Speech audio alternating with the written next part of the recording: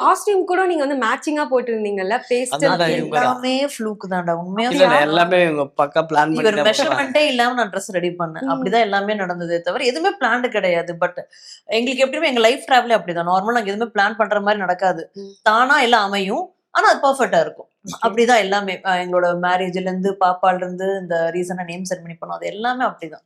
So எல்லாமே வந்து தானா சில விஷயம் அமைஞ்சு கொடுத்துரும் கடவுள். அந்த மாதிரி ஒரு ஓகே. அந்த மெஹந்தி பத்தி சொல்ல முடியுமா? நீங்க ப்ளூ கலர் காஸ்டியூம் போட்டுட்டு நீங்க போட்டிருந்தீங்களே அந்த கண்டிப்பா அத நான் சொல்லியே ஆகணுமா? அந்த மெஹந்தி பத்தி மட்டும் எடுத்ததா அது மெஹந்தி செலிப்ரேஷன்லாம் கிடையாது. மேரேஜுக்கு முன்னாடி ஏதோ ஒண்ணு பண்ணுமேன்னு ஒரு ஒரு ஃபங்க்ஷன் மாதிரி ஃபங்க்ஷன் கிடையாது. ஜஸ்ட் அந்த இருந்தது அந்த ஹோட்டல்ல ஒரு 4 பேர் தான். ஒரு இவரை வச்சு ஒரு சின்ன ஒரு போட்டோ ஷூட் பண்ணலாம்னு நான் பிளான் பண்ணியிருந்தேன். பட் நம்ம சார் போனது ஷூட் வேலைனால கல்யாண வேலைக்கு அவர் போல. அவரோட வந்த வேலை ஷூட்டிங். ஸோ அதனால வந்து ஷூட்ல இருந்து அவரு நானே 12 ஆயிடுச்சு அன்னைக்கு. முடிச்சுட்டு வரும்போது அன்னைக்கு நான் அப்படியே 6 மணிக்கு விட்டுருவாங்க தான் நினைச்சேன். பட் அன்னைக்கு செஞ்சுதான் அமிச்சாங்க. ஒரு 12 ஃபுல்லா அதுக்குள்ள மூச்சிட்டு இருந்தாங்க. ஐயோ இவங்க தூங்கிட்டு இருப்பாங்கன்னு நினைச்சேன். மூச்சிட்டு வந்து தூங்காம ஃபுல்லா இருந்து அதுக்கப்புறம் மேரேஜ் அட்டெண்ட் இல்ல பண்ணிருக்கீங்களா? நாளைக்கு காலையில் கல்யாணம் யார்கிட்ட தூக்கம் வரும் Okay. நார்மலா? ஏன்னா இவரோட கல்யாணம் பண்றதே எனக்கு வந்து அந்த ப்ரெஷர் கொடுத்துட்டே தான் இருப்பாரு.